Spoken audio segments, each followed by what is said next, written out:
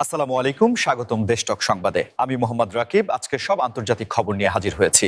শুরুতেই জানিয়ে দিব সংবাদ শিরোনাম, তারপর বিস্তারিত বর্ণনা।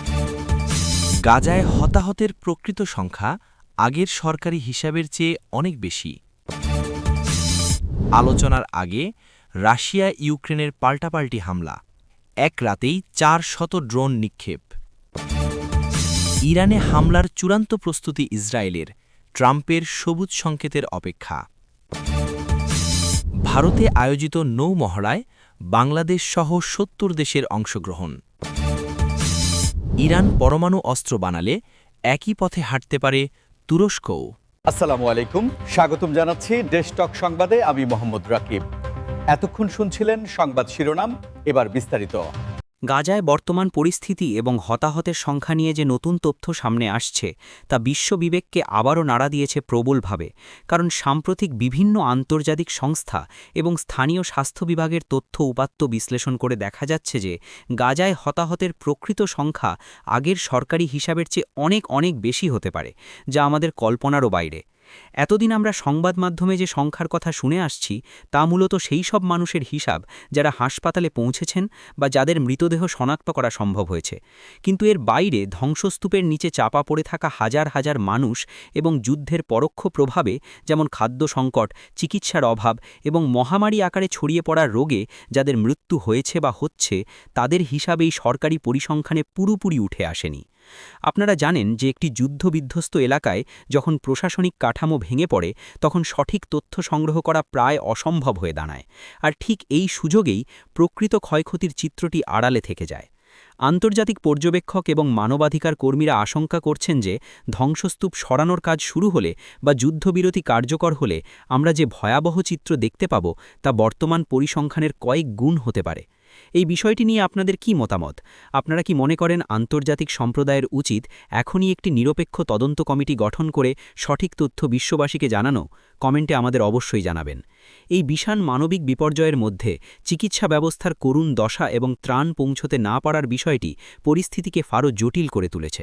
যখন কোনো এলাকায় দিনের পর দিন বোমাবর্ষণ চলে, তখন সেখানকার মানুষের মানসিক এবং শারীরিক অবস্থা কোন পর্যায়ে পৌঁছতে পারে তা আমাদের মতো নিরাপদ দূরত্বে থাকা মানুষের পক্ষে অনুধাবন করা কঠিন। রাশিয়া এবং ইউক্রেনের মধ্যে চলমান সংঘাতে হঠাৎ করেই এক বিশাল পরিবর্তনের আভাস পাওয়া যাচ্ছে। বিশেষ করে কোনো ধরনের শান্তি আলোচনা বা সমঝোতার টেবিলে বসার ঠিক আগ মুহূর্তে দুই পক্ষই যেন নিজেদের শক্তি প্রদর্শনে মরিয়া হয়ে উঠেছে। গত এক রাতেই পাল্টাপাল্টি হামলায় প্রায় 400 ড্রোন নিক্ষেপের ঘটনা শুধু সামরিক দিক থেকেই নয়, বরং ভূরাজনৈতিক দিক থেকেও একটি বড় বার্তা বহন করছে। আপনারা হয়তো লক্ষ্য করেছেন, শীতের আগে বা কোনো বড় কূটনৈতিক আলোচনার আগে সাধারণত যুদ্ধক্ষেত্রে নিজেদের অবস্থান শক্ত করার জন্য এমন আক্রমণাত্মক কৌশল নেওয়া হয়, যাতে আলোচনার টেবিলে প্রতিপক্ষের ওপর বাড়তি চাপ প্রয়োগ করা যায়। এই যে 400 ড্রোন এক রাতে নিক্ষেপ করা হলো, এটি আধুনিক যুদ্ধ ব্যবস্থায় ড্রোন প্রযুক্তির ব্যাপক ব্যবহারের এক চূড়ান্ত দৃষ্টান্ত। যেখানে আগে মিসাইল বা বিমান হামলার ওপর নির্ভর করা হতো, এখন সেখানে সস্তায় তৈরি কিন্তু কার্যকরী ড্রোন দিয়ে প্রতিপক্ষের আকাশ প্রতিরক্ষা ব্যবস্থাকে ব্যস্ত রাখা বা ধ্বংস করার কৌশল নেওয়া হচ্ছে। সামরিক বিশ্লেষকরা বলছেন, এই হামলাগুলোর লক্ষ্য শুধুমাত্র সামরিক ঘাঁটি নয়, বরং প্রতিপক্ষের মনোবল ভেঙে দেওয়া এবং জ্বালানি অবকাঠামো ধ্বংস করা, যা দীর্ঘমেয়াদে যুদ্ধের মোড় ঘুরিয়ে দিতে পারে। এই পরিস্থিতিতে সাধারণ মানুষের নিরাপত্তা চরম ঝুঁকির মুখে পড়েছে, কারণ ড্রোন হামলার নির্দিষ্ট কোনো সময় নেই এবং এটি আকাশ প্রতিরক্ষা ব্যবস্থাকে ফাঁকি দিয়ে লোকালয়েও আঘাত হানতে পারে। আপনাদের কি মনে হয়, এই পাল্টাপাল্টি হামলা কি আলোচনার পথকে আরও কঠিন করে তুলছে, নাকি এটি যুদ্ধবিরতির আগের চূড়ান্ত শক্তি প্রদর্শন? বিষয়টি নিয়ে কিন্তু ভাবার যথেষ্ট অবকাশ রয়েছে। যুদ্ধের এই নতুন ডাইমেনশন বা মাত্রা বিশ্ব অর্থনীতিতেও প্রভাব ফেলছে, বিশেষ করে জ্বালানি তেলের বাজার এবং আন্তর্জাতিক বাণিজ্যে অস্থিরতা তৈরি করছে। মধ্যপ্রাচ্যের উত্তেজনা যেন থামছেই না, বরং নতুন সমীকরণে তা আরও জটিল আকার ধারণ করতে যাচ্ছে। কারণ বিভিন্ন সূত্র থেকে প্রাপ্ত খবর অনুযায়ী ইরানে বড় ধরনের হামলার চূড়ান্ত প্রস্তুতি নিচ্ছে ইসরায়েল, এবং এই প্রস্তুতির পেছনে বড় একটি ফ্যাক্টর হিসেবে কাজ করছে মার্কিন যুক্তরাষ্ট্রের রাজনৈতিক পট পরিবর্তন ও ডোনাল্ড ট্রাম্পের নাম।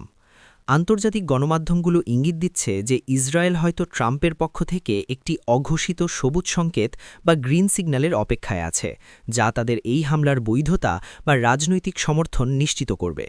আপনারা জানেন, ডোনাল্ড ট্রাম্প তার আগের মেয়াদে ইরানের প্রতি অত্যন্ত কঠোর মনোভাব পোষণ করতেন এবং পরমাণু চুক্তি থেকে সরে আসার মতো বড় সিদ্ধান্ত নিয়েছিলেন। তাই বিশ্লেষকরা মনে করছেন, ট্রাম্পের রাজনৈতিক প্রভাব বা তার ভবিষ্যৎ প্রশাসন ইসরায়েলকে ইরানের পরমাণু স্থাপনা বা সামরিক ঘাঁটিতে আঘাত হানতে উৎসাহিত করতে পারে। বিষয়টি অত্যন্ত স্পর্শকাতর, কারণ ইরানও চুপ করে বসে নেই। তারাও তাদের আকাশ প্রতিরক্ষা ব্যবস্থা জোরদার করেছে এবং পাল্টা আঘাতের হুঁশিয়ারি দিয়ে রেখেছে। যদি সত্যি এমন কোনো হামলা হয়, তবে তা কি শুধুমাত্র এই দুই দেশের মধ্যে সীমাবদ্ধ থাকবে, নাকি পুরো মধ্যপ্রাচ্যকে একটি বড় যুদ্ধের দিকে ঠেলে দেবে, সেটাই এখন বড় প্রশ্ন। আপনারা যারা নিয়মিত আন্তর্জাতিক খবর রাখেন, তারা নিশ্চয়ই জানেন যে এই অঞ্চলে তেলের সরবরাহ এবং বাণিজ্যিক রুটগুলোর নিরাপত্তা সারা বিশ্বের অর্থনীতির সাথে জড়িত। এমন উত্তপ্ত পরিস্থিতিতে ট্রাম্পের ভূমিকা এবং ইসরায়েলের সামরিক কৌশল আগামী দিনগুলোতে বিশ্ব রাজনীতির মোড় ঘুরিয়ে দিতে পারে। আমাদের এই বিশ্লেষণ যদি আপনাদের ভালো লাগে, তবে ভিডিওটিতে একটি লাইক দিতে ভুলবেন না।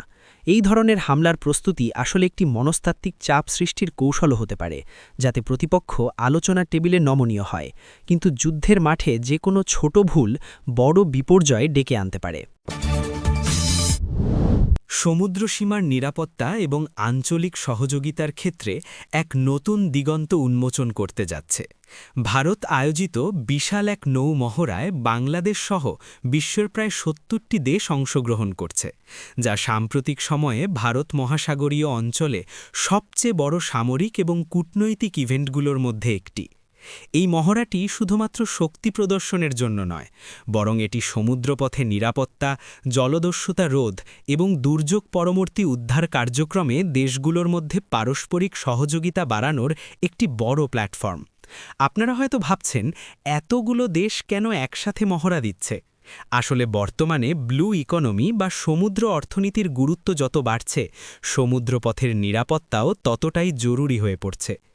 বাংলাদেশের মতো দেশের জন্য, যার অর্থনীতির বড় একটি অংশ সমুদ্র সম্পদ এবং আন্তর্জাতিক বাণিজ্যের ওপর নির্ভরশীল, এই ধরনের মহড়ায় অংশগ্রহণ করা অত্যন্ত সম্মানের এবং কৌশলগতভাবে গুরুত্বপূর্ণ।